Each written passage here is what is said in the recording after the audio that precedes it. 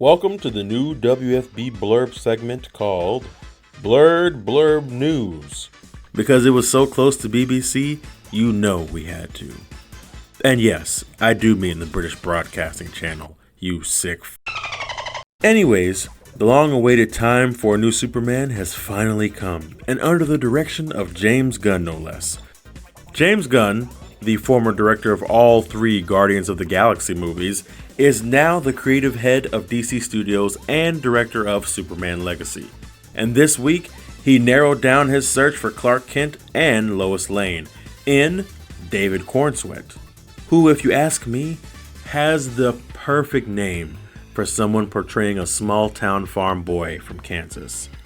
And in the new hot seat for the Pulitzer Prize-winning journalist, we have Rachel Brosnahan, who some may know from the marvelous Miss Maisel, having won many awards for her performance in the show. Now, no, David is not a household name, but you may have seen him opposite Mia Goth in the 2022 slasher flick Pearl. What did I do wrong? Nothing. Why are you leaving me if I didn't do anything wrong? I don't understand. I thought you... I do like you. I just... Why are you leaving me? What did you see? Why did you change? Or the Ryan Murphy Netflix series Hollywood, where Cornsweet plays a young actor in 1947 Hollywood who turns to being a gigolo just to make some ends meet. Just one jumping and gypsy and me. Aren't I a lucky gal? Now, real talk, in my honest, humble opinion, David Cornsweet is exactly what you would imagine an actor trying to play Superman in 2023 would look like. I mean, the dude is in his late 20s, he's 6'4", and as a relative unknown, I can legitimately see him growing into this role just like Chris Reeves before him. But hopefully not into a quest for peace movie. Nobody needs to live through that type of horror show ever again. No.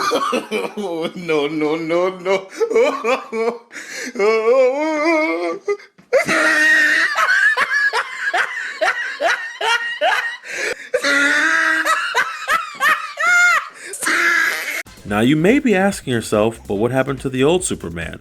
What happened to Henry Cavill? Well, don't worry about it, sweetheart. Don't worry about it, sweetheart.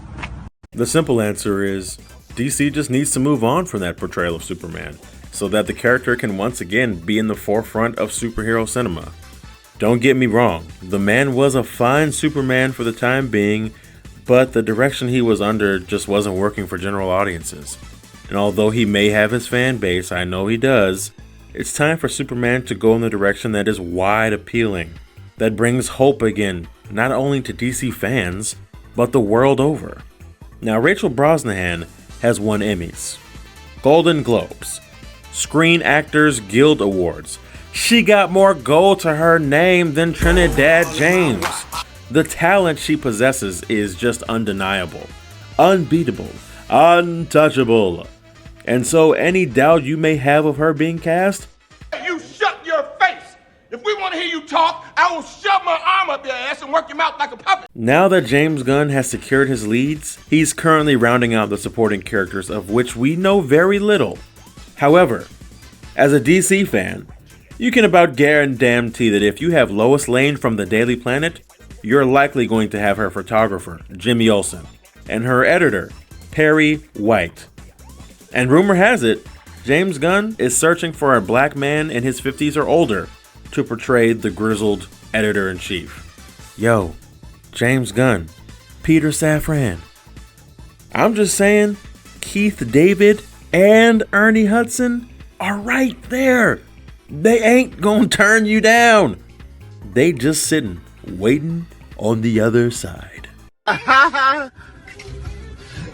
If you're a Princess and the Frog fan, you'll get that. We also know that there is screen testing for Lex Luthor happening right now. And it's between the Skarsgård boys, Alex and Bill, or as general audiences may know them, Tarzan and Pennywise. But that's not the only name being mentioned. Yeah, we've got Nicholas Hoult also trying out for the role of Lex Luthor. What's interesting about this is Nicholas Hoult just auditioned for Batman opposite Robert Pattinson, and obviously Robert Pattinson got the role. Even more interesting is that Nicholas also auditioned for the role of Superman, and he got down to the bottom 3. Obviously, David Cornsweet won. So the question is, will the third time be the charm for Mr. Beast? No, not the insanely rich one. You did know that Hulk played Beast in the prequel X-Men films, right? So he pretty much has some superhero credibility at least. You honestly could say that Beast's human form is a Clark Kent type in and of itself. But instead of the big blue Boy Scout, he was just the big blue Beastie Boy. Alright, that's the news. Make sure you let me know what you think about this casting in the comments section. More Blerd news coming soon.